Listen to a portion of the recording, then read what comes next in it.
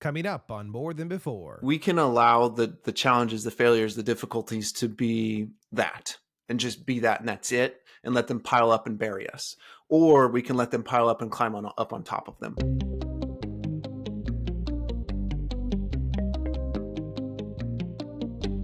This is More Than Before with Nathan Cook. Hey everyone, welcome back to another great episode. Today we get to dive into the story of someone who has truly had an impact on many lives in such a way that is transformational. He's a professional coach who has run 4 different businesses, including a nonprofit on top of that. Multiple books. He is an author. He is the founder of Blue Shirt Business Coaching. His clients call him Mr. Accountable, which, man, don't we all need someone to keep us accountable in doing the things that we ought to be doing? But what I really love about this guy is his desire to be a great husband, to be a great father, and to be a change catalyst for every single person that he meets in his day-to-day life. Kyle Gillette, welcome to the show, brother. How are you doing today? I'm great, Nathan. Thanks for having me on your show. I appreciate it. Yeah, I'm super excited to dive into your story. It's not very often that I get to talk to someone who has been an orange farmer in their life. You grew up on an orange farm, right? I did. It's true. So I find it interesting because people who have grown up in that kind of environment of hard work, hard labor, they have a very specific kind of worldview that kind of lends to them in being hard workers. I'm curious, when you were growing up, what were some of the memories that you have being on an orange farm?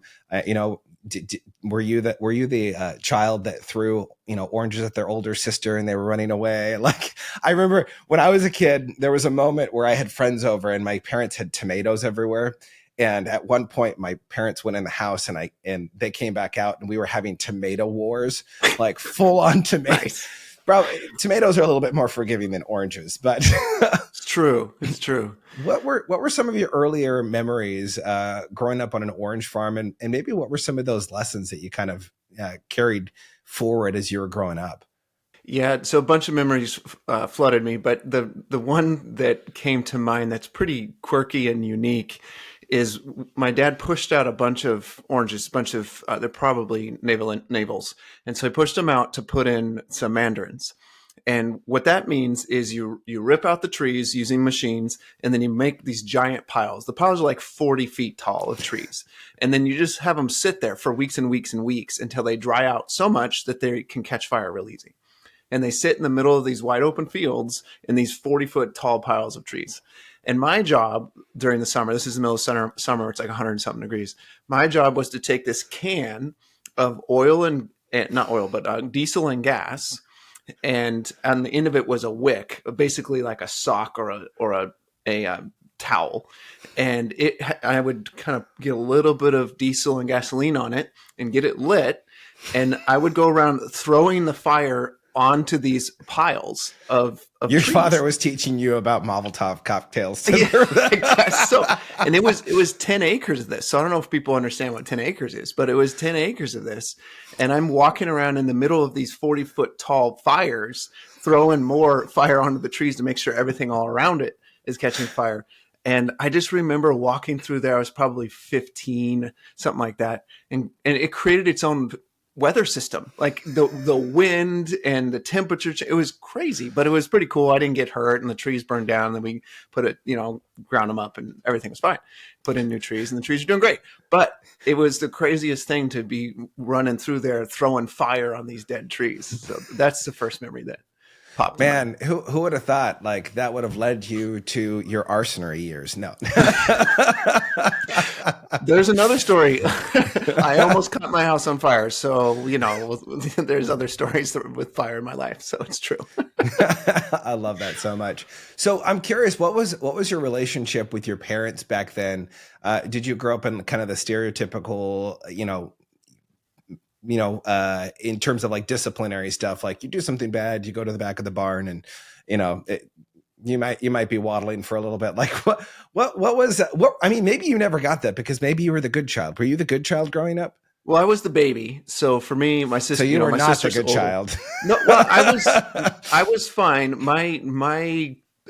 I was afraid of my dad. I didn't need much of a warning from my mom if my dad was coming home and I was doing something stupid with my sister or doing something too stupid to my sister or, whatever.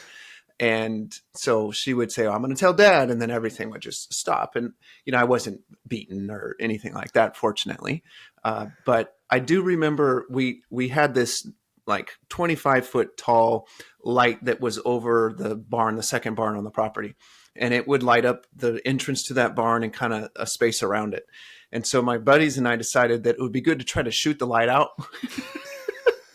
So terrible shot, for whatever reason, I couldn't hit the dang light. So we shot it. I think it was like 20, I think it was 23 times. And the reason that I know that number is because my dad had to climb up the pole. You know how they have the little metal things that stick out, the little rungs? Yeah. He had to climb that up, strap himself into a harness, climb up it, and then replace the light because we had shattered the light after 23 freaking shots. And so then I was like, I don't know how it happened. We were trying to shoot a bird up there or whatever, lie I was making up. And that evening, he called me into his office at the house and he said, hey, we need to talk. And so he told me that it was not cool that happened. And then I just like flat out lied to him that it was totally an accident. And I still like that scene in my mind was a pivotal point. Even though I lied my way through it, I know he knows and I know he knew. Well, now he definitely knows. Right? but that was like huge for me. Cause that's like, I think the last time I told any sort of lie that matters to my parents, just there's things I haven't told them, but in terms of like if I'm asked, and so it was huge, even though he didn't confront it in any sort of aggressive way about it, I just knew I was lying to him and that he was disappointed, and that was a big lesson for me. So yeah. Well, I'm curious, what were some of those core values that you remember early on that your parents were kind of trying to instill in you? I say try to instill because, right, it goes in one ear, out the other. Yeah. And then, 10 years down the line, I find myself even today, sometimes I'm like, oh man, my mother's coming back and she's haunting me with those things that she told me so many years ago. This is why you should do these things this way. Right. What were kind of some of those common themes that you remember growing up that maybe you kind of pull back into your current life? Yeah, I think both my parents are social in their own way. My dad's more of an introvert. My mom's more of an extrovert, but my dad will talk with anybody. If he wants to generate a conversation, he can just generate a conversation with anybody. My mom is a great storyteller. And so I've tried to grab both of those things into my life, is just converse with anybody that I can, but then try to do a good job of telling stories. My dad is an avid reader. So it took till after high school for me to kind of embrace the desire to actually read something. But once I did, that's been instilled in me. And then I think the core of it all was the idea that like blue has some representation for me with the idea of like blue collar lifestyle, blue collar mentality. And white collar people have this mentality too, but like it for me associates to the idea that when I shake your hand, Nathan, that when I say I'm going to do something, I'll do it. And I don't need a phone call reminder or a text reminder or for you to make me sign something. Now I'll do all those things. That's fine. But like, I don't need it because my word is my bond. My yes is yes and my no is no. Now I'm not perfect. And so I'm sure I've screwed that up, but that's the mentality that got embedded in me. Yeah. And then getting up early as well is another one, a very practical one. My dad would get up, 5 a.m. or earlier almost every day because he needed to work. And so that got instilled in me in the way that I approach my life and my work as well. And that's been, those components right there are pretty big and pretty powerful for me. Yeah, definitely. So we kind of fast forward into kind of your high school years. You were a competitive swimmer. Not swimming like, lap swimming, but you were actually a water polo enthusiast. In fact, you and your team were actually pretty good. You actually made it to the 1999 Junior Olympics, right? We did. Yeah. We didn't do super well though. I think we won one game, but it was a good experience, and it was cool to see the level of competition that exists out there in water polo and swimming as well. So, I just remember competing against these guys that are, they're in high school as well, but they're like 6'3" and like 210 pounds. And I'm at that time, I'm not much taller now, but anyway, at that time I was probably 5'8", soaking wet, 160 pounds or 100, maybe 70 pounds. But I held my own against those big guys. So it was cool to have that experience and know that I could hold my own. But man, there's levels to everything was the big lesson from that. Because, you think you're good at whatever you're good at, and you are, but then you get exposed to these people that are next level. And these are just guys in high school, because then there you've got the club level, college level, and then of course you get into the professional and then Olympic level. And it's really neat to realize kind of where you are in the pecking order and how much more opportunity there is, regardless of what, industry, if you will. Yeah. Well, I think that's a big thing is, self-awareness is important. But what's so funny is when it comes to this concept of self-awareness, both of us being coaches and working with people think, oh, I'm going to gain a lot of self-awareness and I'm going to go and enter into myself and think about things. And that's where I'm going to become self-aware, which is such an oxymoron because self-awareness comes from other people. Yeah. It becomes awareness of where you are in the pecking order of other things. I'm curious. So you're finishing off your high school career, and at this point, you've kind of made a decision in your life of what kind of occupation you want to go and pursue.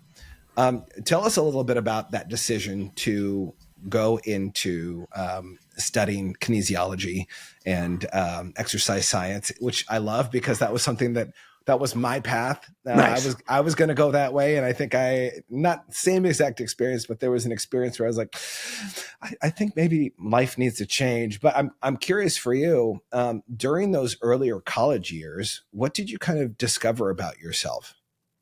Yeah. So I jumped into it. I had a teacher in high school named Mrs. Sharafa, and she was a anatomy teacher. And I found anatomy to be absolutely fascinating, just studying anatomy and physiology. And I got it. It just made sense to me.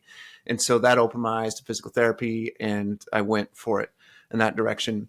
In college, for me, my major classes were a joy. I loved them. I basically got A's in them. The other classes were fine, whatever. They were just kind of, to me, a waste of time because I wasn't interested. I didn't really care. So I just did them because you had to.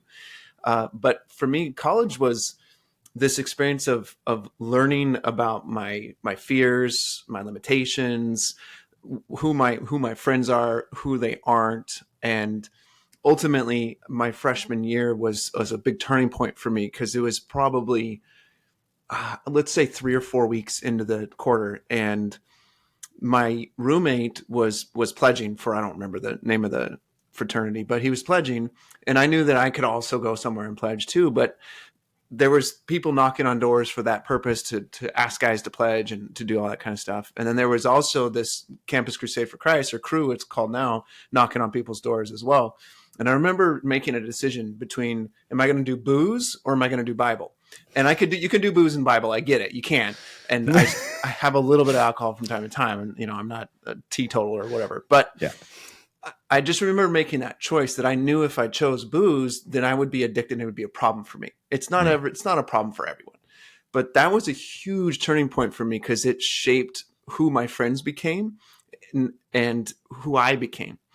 Other people, they're going to go into fraternities and they're going to turn out fantastic and they're not going to go down a negative path or anything. I'm not implying that, but I would have. I know it for a fact. And so fortunately, I made a good choice, and that completely shaped what happened for me. I mean, I went on to various countries because of that, and I had a ton of really cool experiences with people because of that. And then my first job out of college was in a men's mentoring program, which led me to what I do now. So that choice 3-something weeks into my freshman year was pivotal. Yeah. Well, and I love kind of this part of your story. And I don't know if you'd say this is the pivotal point of your story, but you're going to California Polytech State University to get your degree, and then you're on track. Like you are right there. You're just almost ready to finish the race here with school and actually go to start, doing internships and working. But you went on a mission trip to India, and different environment, different culture. And all of a sudden, you came back and life was kind of flipped in a different direction. I'm curious, I would love to hear a little bit more about your experience on that trip specifically, of how that affected you, maybe how that changed some of the ways that you thought now that you can look back on that. Yeah. So what were some of those experiences that you had? And then when you came back, what caused you to completely recalculate your vision on where you wanted to go? Like, I know you didn't have like an exact vision of what you wanted, but you knew that the one you were going after wasn't the one that you should be. Yeah. So, yeah. I think on that trip, it's funny. I was thinking about one of the guys on the trip this morning, not even kidding. I don't remember his name off the top of my head, but I can see his face and I can see the clothes that he was wearing. And I just remember him distinctly. Good guy. He couldn't speak English, and obviously I couldn't speak Banjara, and so we couldn't really communicate very well. But there's unspoken communication that happened, and I think a lot of what happened on that trip was a very spiritually moving experience for me. I had some kind of really scary spiritual experiences that happened, and some really powerful spiritual experiences that happened, and I remember sharing the gospel with one family in one village, and then on the other side of this dirt road was another village, and you had to get permission from the chief of the villages to be in there. So we're working with what you could probably label the untouchables in India, where they live in huts and they live in villages and they're not in homes. And so we go out to these villages, and I'm sharing the gospel with one family, and then the next day we come back and we go to the other village, and we're talking with those folks. And I just remember the guy in the first village ignoring me. He's just sitting on the edge, like, who's this guy? Like, what does he have to say? And his kids and wife are paying attention to us. And then we leave and go to wherever we stayed. I can't remember where we stayed. And then came back to the next village, which is literally like a stone's throw away. And these two villages, you could see each other's houses, which are, again, they're huts, the size of like a modern day bathroom. It's not a big home or anything. And I start to share the story with the other village. And all of a sudden, this guy comes running across from one village to the other. And I'm like, what is going on? And he starts talking to one of the translators, because we had to have two translators to make this thing work. So he starts talking with one of the translators and shares whatever he shares. And then that translator translates it. And then that translator shares with me what happened. Long story short, this guy heard what we had said and decided that this was something he really wanted. And he wanted it so bad that he ran across to the other village and needed to tell this guy to also believe. Now, I'm not trying to evangelize on this call. All I'm saying is that was huge for me to know that what I have to say can be translated. What I have to say doesn't have to be perfect. And what I have to say impacts. And it impacts in such a way that some people will shift their entire lives. And all of us have that type of impact we can have. And when God's in it, I think it's even obviously more powerful, at least from my perspective. And so that intentionality, that commitment in retrospect and in that season of my life was kind of a big deal. Like, wow, this guy heard this and he just knew it was the right thing to go after. So he's going to commit. Fast forward to an interview I had at the men's mentoring program, where I'm asked to commit to living in this house for a year, giving up all the things that I have and really not being able to see my friends very much at all. Right. And I committed. And so I think there was this inspiration from that experience to know that if someone like himself could do that and see the value and just intuitively know and trust, then I could do the same. And that decision that I made turned into 10 years of work or 9 years in that program. Wow. It's amazing. And I think a lot of people can relate to this. Early on in life, we're told to run. Go fast, run after everything, going after your goals and your dreams. If this is what I want, so I'm going to go to school, and you kind of have it all planned out and you just kind of run for it.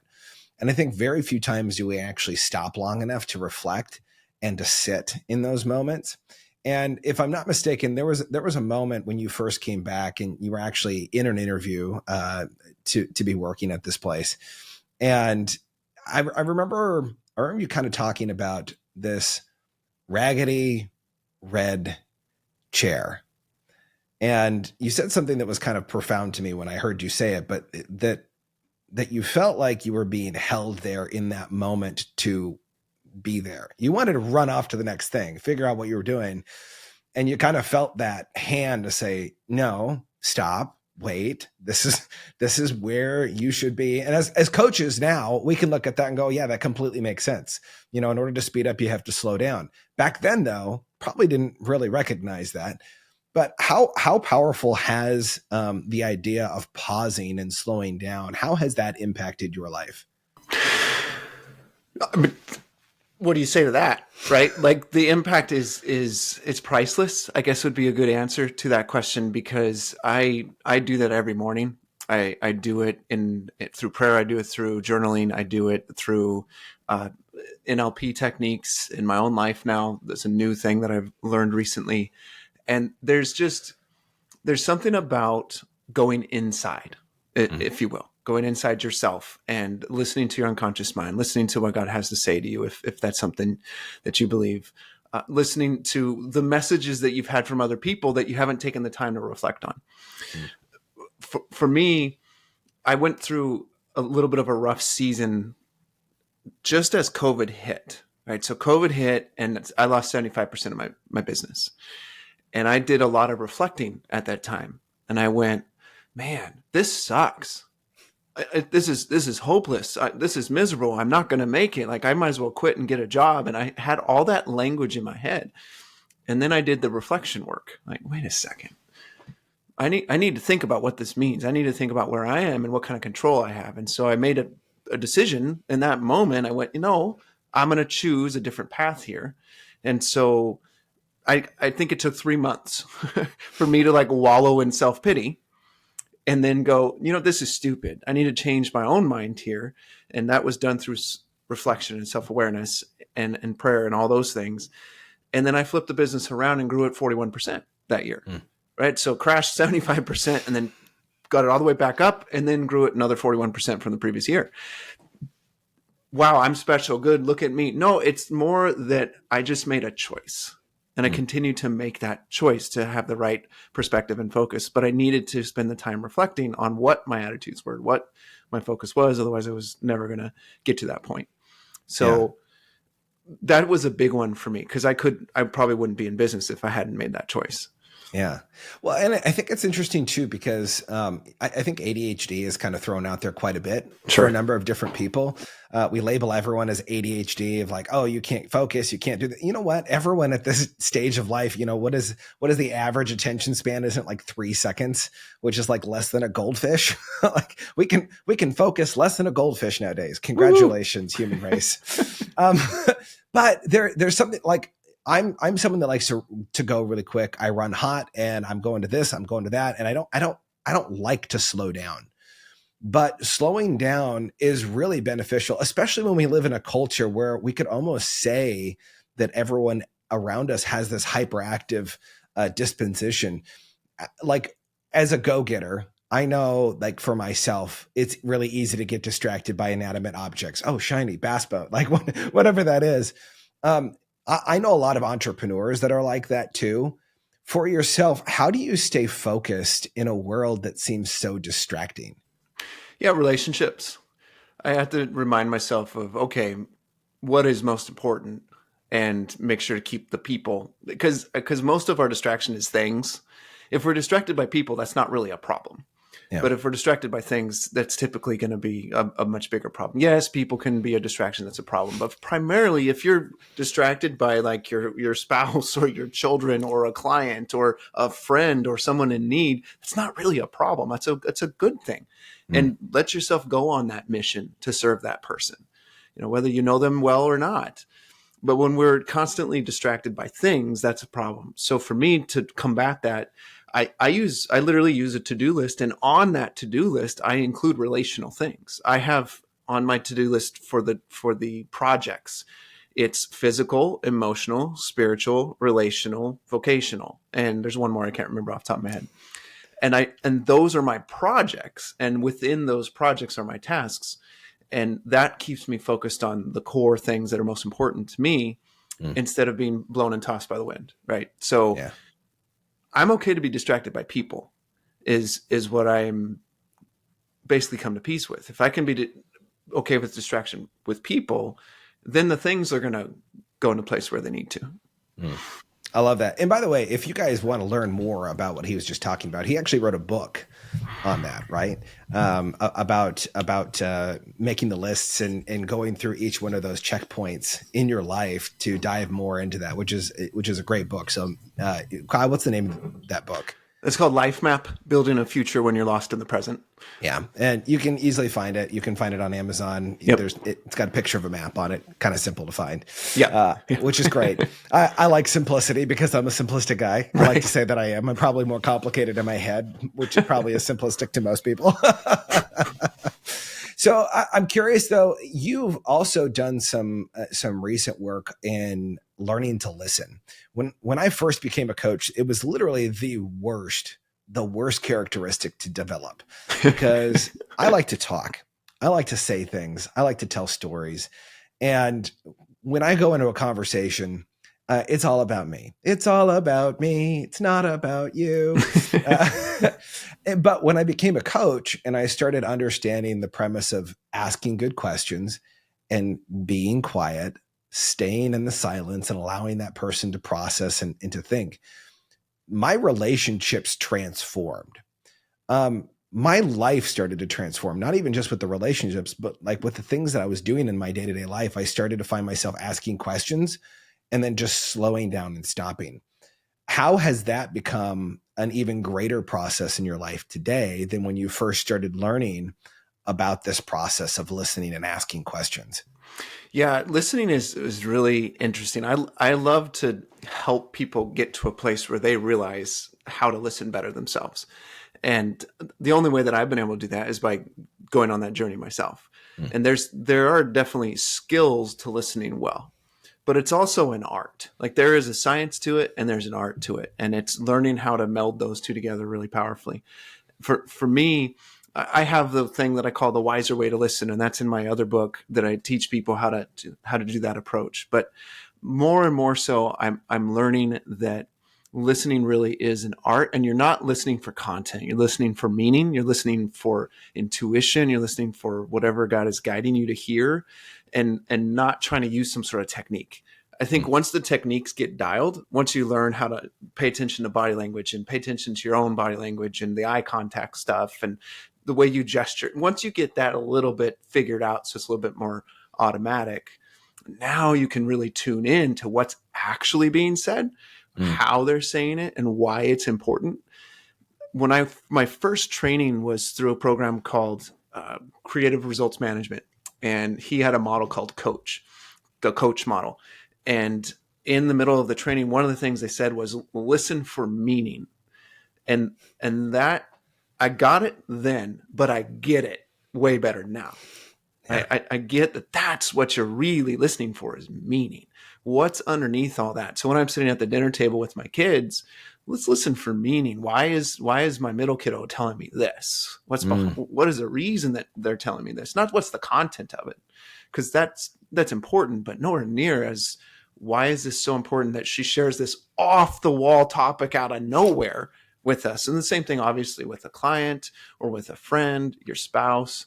So that's been the deepest revelation for me as it relates to listening. I know community has been a huge piece for you too. Mentors, surrounding yourself with the right people, people who grow you, expand the way that you think.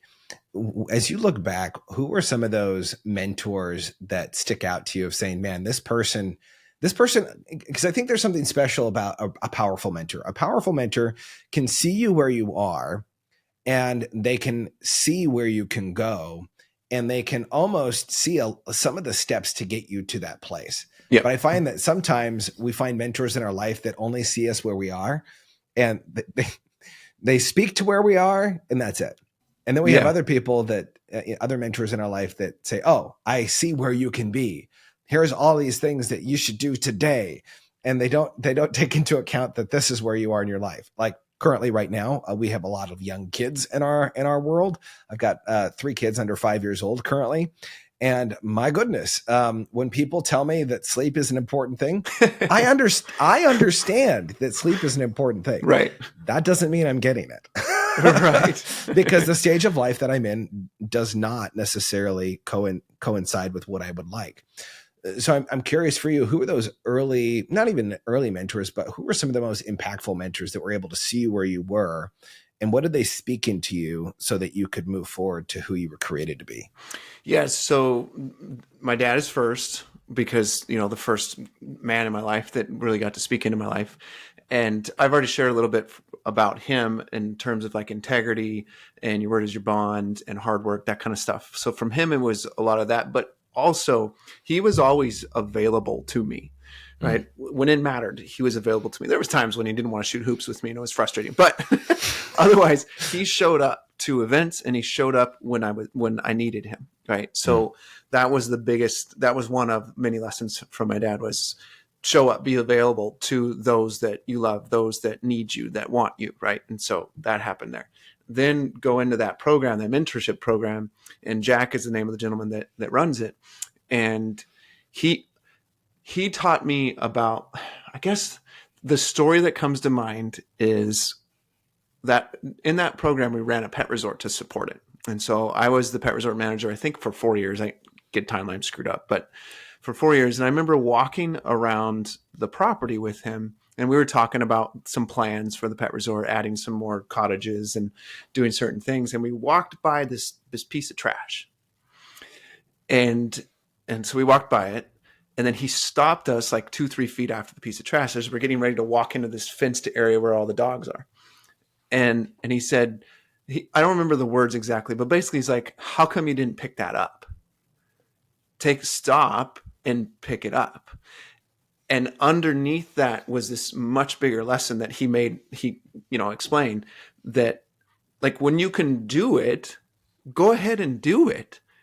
When I leave a room and I could make the bed for my wife instead of having her make it, often I stop at the threshold of the door, turn around, and I go, I should probably just make this bed.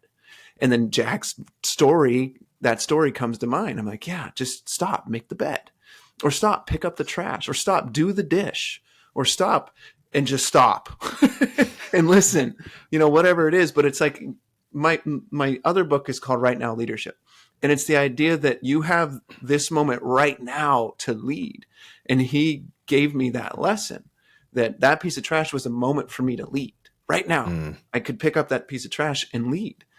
And so that's kind of a summation of a ton of what Jack taught me. I mean, I spent every Tuesday with him at lunch for almost 9 years, so there's a lot of lessons in there, but that's the biggest one is do it now, whether it's just a myriad of things. And then Larry is the mentor I have right now. I've always had mentors. I've been very fortunate, but I've also sought them out intentionally. Didn't just happen. I asked for them. And so that's been, they didn't just float into your life and be like, Kyle, here I am. You've been waiting for me. Because there's other ones too I've had, and there's a little short stint mentors as well. And then there's accountability partners I've had too, which is a whole nother topic that I go into in the book. But with Larry, he's been in my life in a season of like doubt and struggle and frustration. And so he reminds me of who I am, and like the character of who I am, and the quality of who I am, and the impact that I've made. And I've had plenty of tears in conversations with him because he's spoken that truth. He's reminded me of who I am. And I think we all need somebody like that in our lives that tells us who you are, like remind you, this is what I've seen in you. This is what you're not seeing in yourself, but I see in you all the time. And his favorite thing is, have you ever seen the YouTube by Paul Newman? So stop it. Just stop it. Just stop it. Don't be afraid anymore. Stop it. Do you want to be buried in a box? Do you want to be alone for the rest of your life? Well, just stop it. Just stop it. I love that. Yeah. By the way, if you guys are listening right now, go and check out this video. I believe it was Mad TV. Yeah. Stop it. And absolutely fabulous. If you ever want to know what coaching is all about, that's pretty much what it is. It's true. And sometimes we wish you could just say it that succinct. Sometimes you can't. But anyway, so he would literally sometimes tell me that. Stop it. So those are the three of many, fortunately, many that have spoken into my life in a way that's helped me be the man that I am. Well, I love that too. The story that you tell about, walking around as the pet manager, not the pet manager, the pet resort manager. He was the pet manager. He walked around and managed all the pets. I manage petting very well. I'm very good at petting. I teach people very good how at petting. That's why I decided to have children. I could pet them. Great job, daughters. But it's such an impactful piece because I think walking around, visualizing, seeing that piece of trash. How many of us have walked in our daily life and seen something that we could do and we just don't do it? And I think a lot of times we think, oh, well, that's not my job. That's someone else is going to do that. And how much better would life be if we were able to just step up and pick up a little bit more weight in our life, right? Like, I'm curious for you, has there been a time that maybe comes to mind of like, you felt like you should go and talk to someone and you're like, oh, I don't want to, I'm in a rush, I have things to do, I'm really busy. And then you just say, you know what? Forget it. I'm going to go and do it. And you do it. And all of a sudden there's this like amazing transformational story that happens. Have you experienced that before? Many times. The one that instantly comes to mind is I was sitting on a coffee shop waiting for a meeting to start. And I was sitting in the parking lot of a coffee shop waiting for a meeting to start because I had this little gap and I didn't want to be in the coffee shop on the phone, whatever. So I'm sitting there and I noticed this guy pull up in a dump truck, like a big 18-wheel sized tractor trailer dump truck. And he gets out and he's inspecting the vehicle. And I'm going, I need to talk to him, don't I? Oh, crap. I'm supposed to talk to him. Oh, no, I have to talk to him. Oh, no, I'm not going to do it. Well, if he does a certain thing, then I'll go and talk to him. And if he doesn't justify it, right? Yeah. If he doesn't do that certain thing, then I'm not going to talk to him. Okay. So he does a certain thing. I'm like, oh, crap, I got to talk to him. Long story short, I don't talk to him. And I'm like, man, I felt really bad about it in my heart, in my head. I'm like, I was supposed to talk to that guy and I avoided it for whatever insecurities at the time that I was dealing with. So then I'm sitting there still waiting for the next meeting to start in my car. And there's this older car. No, it was a Camaro. It was a newer Camaro. Is like 4 sections in the parking lot behind me. The parking lot's pretty much empty. And the guy gets out and he starts smoking. And I'm like, oh crap, I'm supposed to talk to that guy. So I'm sitting there and I'm going, I got to talk to that guy. So I hear myself say it a couple times and I'm like, just get out of the dang car, get out of the car. So I get out of the car and I'm awkwardly strolling up 4 car parking like rows to him, no other cars. It's me and this dude. And I'm like striding over to him, just awkwardly walking to him. And I go, hey man, I thought I should talk to you. I just wanted to say hello. And so we start talking and he tells me this story about meeting this woman that he met and getting engaged and he's going to get married. And he's like so excited to get married and his life is changing and he's stoked about it and all this stuff. And then I said, that's awesome. And I said, can I pray for you? And I pray for him and he goes on his way and I go on my way. And it was just, it was scary to do that, to walk up, It was a long way to walk too. It's one of those scenes. Was this in California? Because you're not supposed to walk up to people from long distances in parking lots in California, right? Isn't that dangerous? Anywhere. It was Washington, anywhere. Anyway, so he, I don't know what happened with him and it's okay, whatever. But it was just one of those moments. And of course I've had other moments where you have that conversation that shifts people's lives and shifts your life as well. So, yeah. Well, I think I love that you say it, just do it. Like it's so often that we get in this like mental gymnastics of whether we should do something or whether we shouldn't, whether we should say hi to someone or, pay for the person's drink or fill in the blank of whatever it is. So often we get so wrapped up with these mental gymnastics of whether or not it's right or wrong or whether we should do it. When if the thought comes to mind, I find that most times if I just do it, it blesses someone. Yeah. It doesn't necessarily always bless me, yeah, but it does bless that person because it kind of goes back to what you were saying earlier of we have to learn to listen, not to respond, but for context, to understand who that person is and what they're going through, because all of us are walking around and we just want someone to hear us. Yep. There's a power to being heard. You are a lifelong learner. You're one of those I need to be learning something. You know, you start itching. You're like, I need a program. Like, what should I buy next? True. And one of the things I love about this is so many people get to a point in their career where they go, yeah, I don't really need to learn anything. I think I've kind of got it. I got it down. I kind of want to jump back into your days of, water polo, because I think, and not necessarily jump into those days, but I think a lot of times when we are athletes, I think we learn some pretty valuable lessons when it comes to sports. You're a competitive guy. I'm extremely competitive. I don't like losing anything, which is why I can't play board games with my kids. Like we play cards, like the memory card game with our kids. And my wife is like, just let them have a win. And I'm like, no, they will earn it. You can break yourself of that, because I had to break myself. I don't let anybody win still. But your daughter recently just beat you, right, in a game. Oh, I'm sure.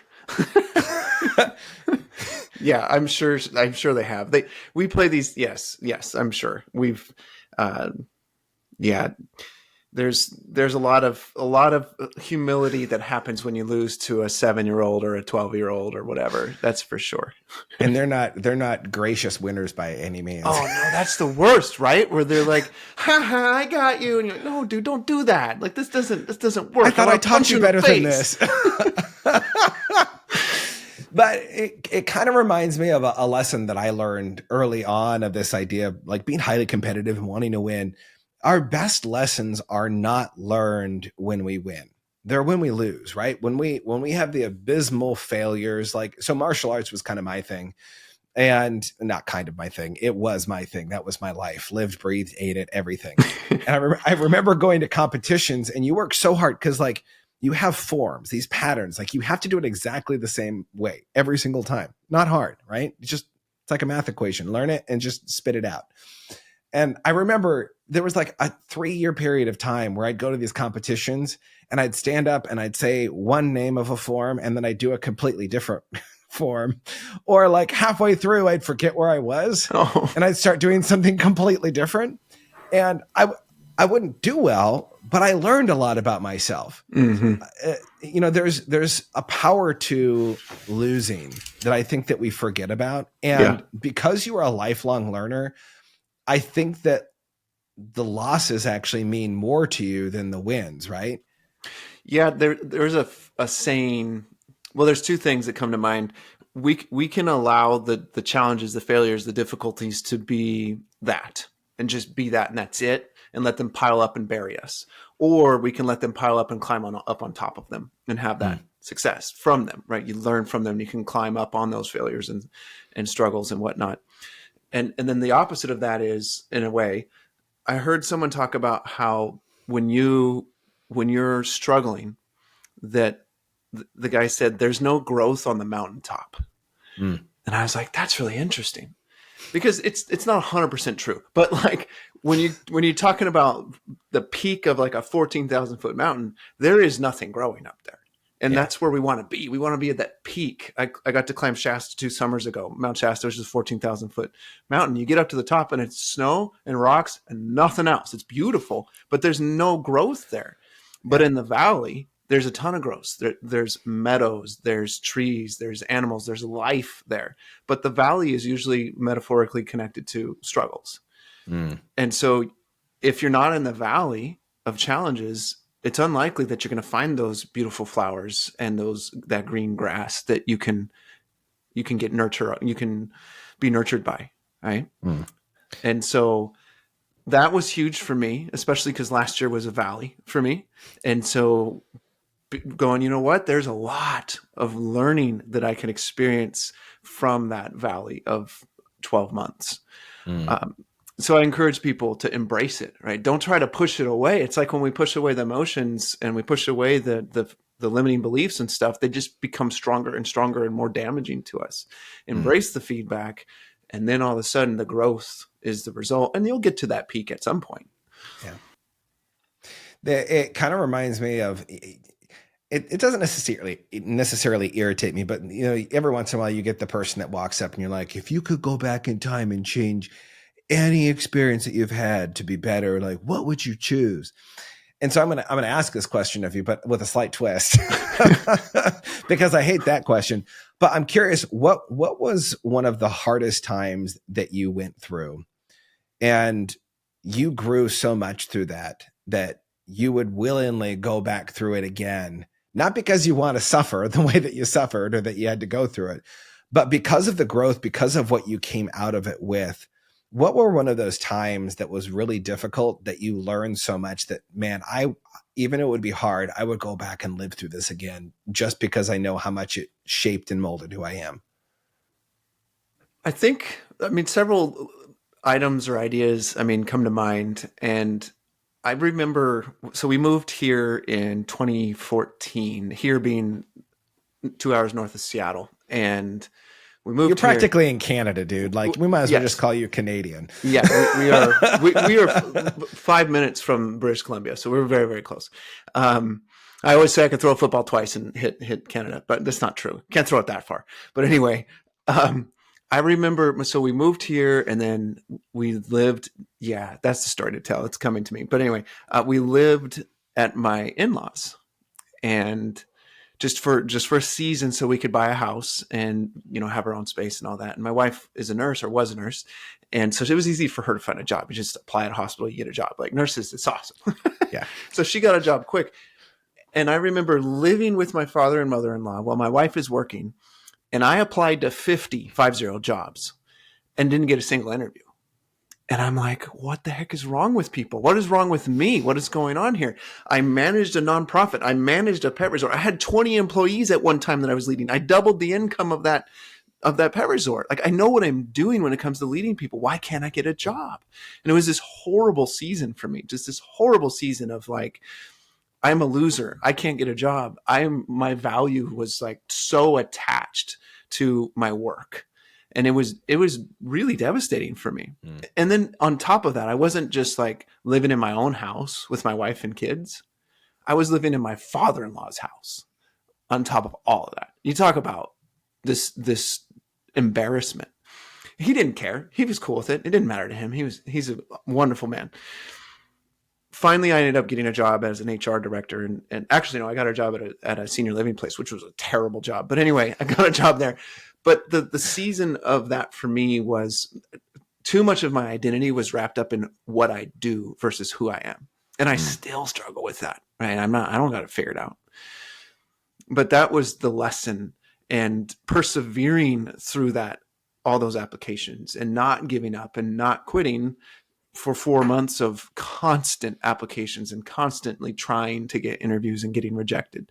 But what was cool is I ended up using that for 2.5 years, that experience, as I helped another organization multiple years later hire a bunch of people. And since that experience, I've hired 200 people in my life now as a result of going through the process myself and learning it and shaping it. So it worked out, right? Along with I actually got a job, and now I know what it's like, blah, blah, blah. So that was huge. Would I do it again? I don't want to do it again. I wouldn't take it away, though. I wouldn't take it away. Yeah. I find it interesting. It's really interesting for me. For me, I always want to be the provider for my family. I want my wife to be able to lounge on the beach and, sip Mai Tais or whatever, right? I think us as guys, we always want to do that. We want to be the provider for our families so that they can kind of do whatever it is that they would like to do. We want to be able to add that kind of security and value to our families. But there are those moments in life, especially as an entrepreneur. I think entrepreneurs feel this way more than anyone else. And I think a lot of entrepreneurs quit way too early. Like, I remember early on in my career where I was talking with a gentleman and he said, yeah, if you're not doubling your income, or like you're not making 80 grand within the first 8 months, then you suck and you should go do something else. And I kind of look back at that and I kind of laugh, and I'm like, if I were to do that, I would have missed out on so many different opportunities, so many, and not just money opportunities, like opportunities to speak into people's lives. There truly is something to kind of hanging in there. What would you say to the guy that is working, multiple jobs, maybe he's trying to do his side hustle. Not my favorite word in the world, side hustle. But, they're trying to get something else off the ground, but they're also working. But then they also feel this tearing inside of them of like, I got to be there for my wife. I want to be there with my kids. I feel torn in a million different directions. What do you say to that guy? Because I find that guy a lot. Mm. Yeah, I would say find other people to tell your story to, because one of the things that I'm building a community right now for people like that and people that don't have the same situation, but a community of men in particular that are feeling alone, feeling isolated, feeling like they don't have any support because they didn't create it. And so in that case, I would say, who's the guy or woman, but preferably a guy, who's the guy that you can talk to, that you can just share this with? Because I think you're going to find some commonality. And when you find that commonality, all of a sudden you're not on that island dragging around the driftwood, creating an SOS. You're not doing that anymore. You're not near as, I say, stressed out, overwhelmed, and stuck. When you realize there's other people that are also feeling that way, the feeling of the stress, the overwhelm, and the stuckness dramatically changes, because you go, oh, it's okay. Other people are experiencing that. So I would urge this person to go, who can you talk to? Who can you share your story with? And then secondly, offer to hear them out too. Offer to hear what their pain is, what their problem is, with not the intention to fix it, but just to be present with them. So reciprocate. Do those two things and your perspective will change significantly. I love that first one. It's funny because I've been looking at islands for some reason. Yeah, because I want to purchase an island. But it's funny because this idea of like, I'm on an island by myself. Guys are really good at this. Yes. We're really good at putting ourselves on an island, going, we're all alone. And we just kind of stay in this one little area. We never go out. We never explore to meet other guys to see where they're at. And when in actuality, it's like we're on this island and we say that we're by ourselves, but literally like a half mile down the way, there's another guy, and another half mile down the way, there's another guy. And there are a lot of guys on the same island right now. And I find that if you were to go out, just with what you're talking about, go out and talk and tell your story with someone else. And you'll find not only that you're not alone, but other people are going through the same thing. And you both can help one another just by being a listening ear, not solving. Guys, hear this. Ladies, you can take a back seat for a moment, because this is for all the guys. Guys, you don't have to fix everything. In fact, it's probably better if you don't, because most of us are the cut before we measure. And so we make like 50 different cuts. At the end of the day, we have to slow down, stop trying to fix things and just be present in the moment. I love that you say that. One of my favorite sayings from my mentor, Jack, is he used to call me the ready, fire, aim guy. Ready, fire, aim. Oh, crap. And that's what a lot of men do. We ready, fire, aim. And it's like, it's slow down. It's okay. It's okay. It's okay. It's more fun if you ready. Yeah. Aim. Fire. You get better results when you aim too. Yeah, you do. So, I think what it reflects is some cowardliness. And maybe that's hurtful for some of the guys that are listening. But if you're not reaching out to other men, you're being a coward. You're going, how come I don't have friends? I mean, I can't tell you how many men I've talked to. They're like, I don't have any friends. Well, whose fault is that? It's your fault. Like, it's your responsibility to create friendships and be a man that's worthy of that friendship, Yeah. So don't be a coward. Go and have those conversations. Feel like a phony, feel awkward, feel uncomfortable. And then all of a sudden you'll realize that, wait, there's a bunch of other people that want that connection that aren't getting it. And I've been there, and that's why I can speak so passionately about it. And guess what? Everyone else feels awkward and weird and strange in the same exact moment. And I would go as far, like even extending this, yes, men do this a lot. Women also do this a lot. Everyone does this. Everyone, I wish I had more friends. I just wish I had a good friend to talk. Well, go make a friend. Right. You know how many people are sitting on a bench somewhere saying, man, I wish I had a friend. I wish someone would talk to me and be my friend. Well, go find a friend. There's billions of people in the world. You've got a phone. Go text them sometime. Like, it's not hard. It's not complicated. I love how much of a learner you are. Truly, Kyle. One of the things that kind of was sticking out to me as I was kind of reading up on you and hearing you talk and a number of different things that you've done in the past. Because of this idea of being a lifelong learner, being a self-help junkie kind of person, I relate. I've been there. I am there at times. Having that learner mentality has caused you to be creative, to do things that maybe other people would look at, man, like, wow, that's really stepping outside the box. Your girls actually inspired you to step out of the box and be creative by writing a book, Meadowbrook. Oh yeah. And it's funny because having kids does something to you. I think having daughters does something to you. I'm curious for you. What is kind of a major personality piece that shifted for you? Maybe not necessarily right when you had one of your daughters or all of your daughters, but at one point, I think there's a shift where we start to look at ourselves differently of going, man, I need to be different in order to support to support my daughters. Do you recall something inside of you that shifted or changed that you thought, man, I want to show up differently to be there for my kids in a way that maybe you didn't before you had them? I think the moment, there's one moment that comes to mind, and then there's kind of an ongoing thing that I've recognized that keeps me grounded. And that is when we had our third child, or our third kid, we had her here. And I remember my oldest sitting next to my middle kid, with my oldest holding the newborn, Lydia, in her lap, while my wife is, still laying in bed. I mean, it's literally brand newborn, minutes old, and holding her.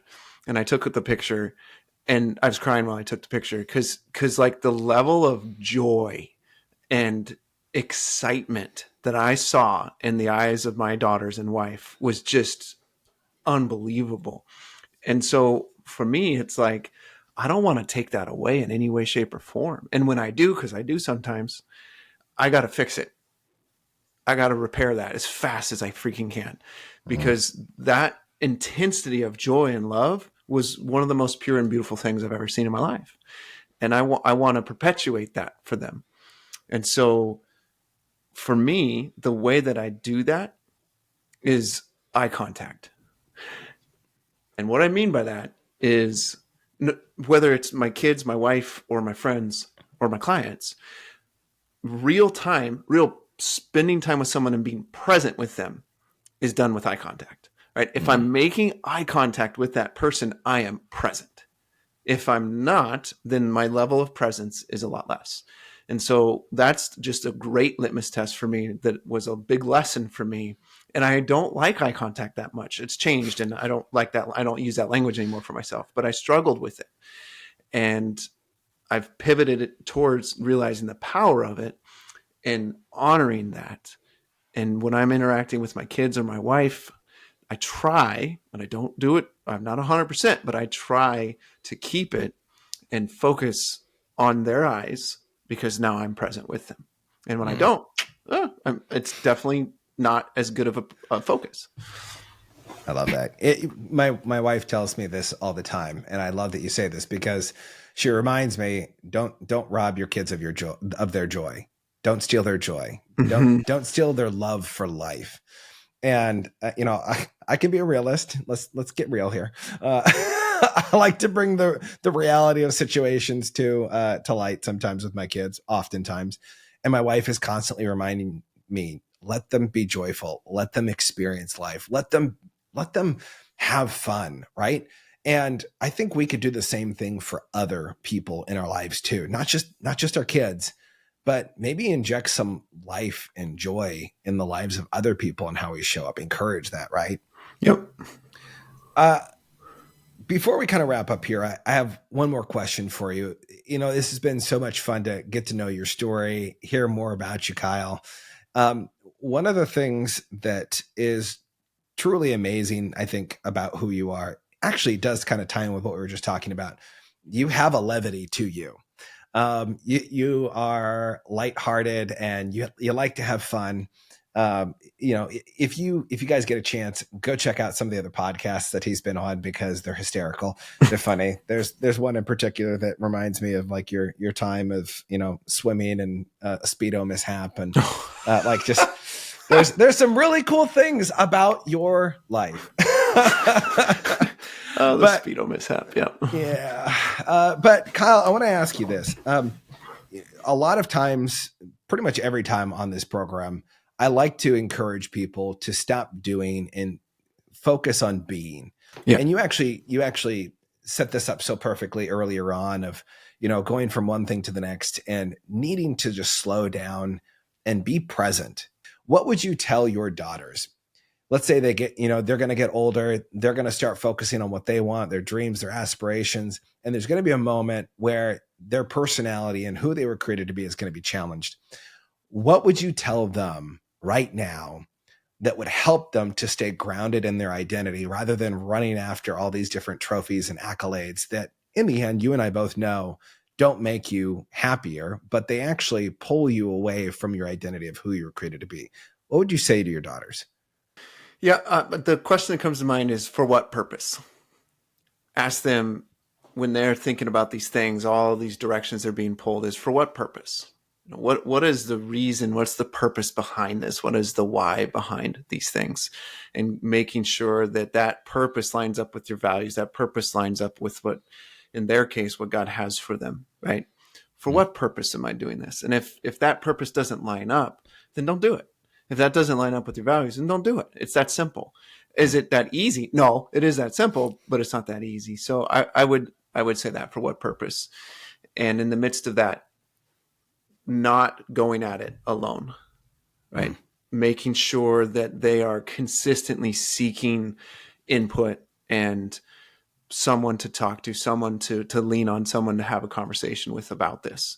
And one of the things that I intend to do with my kids, they're not quite there yet, but it's already kind of happening, is putting mentors in their life that can speak into their life. So obviously my wife and I are doing that, but then grandparents are doing that, aunts and uncles are doing that. But I also want people outside of the family that are doing that, because it's expected of the family. But when a friend of ours speaks into their life, it's a different thing, right? And so being very intentional about making sure that they pursue that on their own, and then I bring that to them as best as I can. But answering the question, for what purpose am I doing this, is, I think, absolutely huge.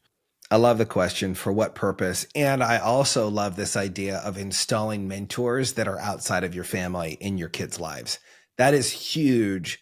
And not only is it huge in that moment, but it also sets them up for success later in life, that they are going to need to find mentors, people who have gone before them. So that's absolutely powerful. Brother, I appreciate you so much for coming on the show. If you guys want to connect with Kyle and learn more about him, purchase one of his books, or check out some of the podcasts that he's been on. Just some phenomenal content and some great drops of gold that he just drops on pretty much every program that I've ever heard him on. You can check out those links in the show notes. And to all of you out there listening, thank you so much for liking, sharing, supporting the show. And until next time, remember to be more, see more, experience more than before.